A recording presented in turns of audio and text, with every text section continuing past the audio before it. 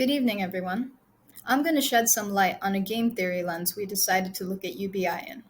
Suppose two countries have an agreement. Both countries can either defect, go back on the deal, or cooperate. Cooperation would mean following all details of the agreement. Since countries are always in contact with each other, this game is a repeated game. We can also define the two players as either rich or poor. Now let's say we have two rich countries. But before we do that, we can also assume that the countries will play the Grim Trigger strategy.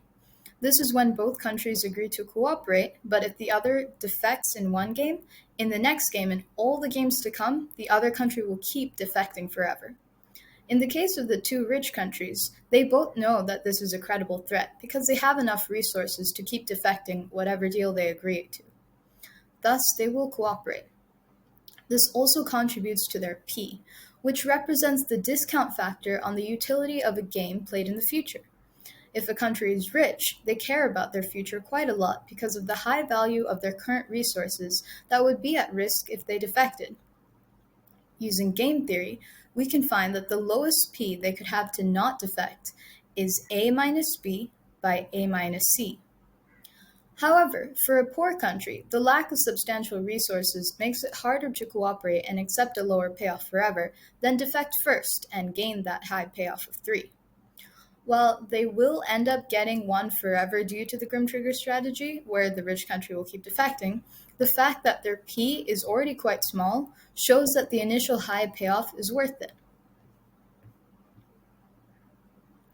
Now suppose two countries agree to maintain peace and not go to war.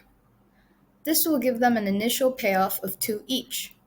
If both countries are rich, they will know that by declaring war, the other country will continue in war forever.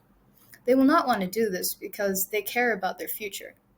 However, in the case of a poor country, if they defect, they can get the higher payoff of 3, as they get the benefit of attacking first and, in the best case scenario, winning the war.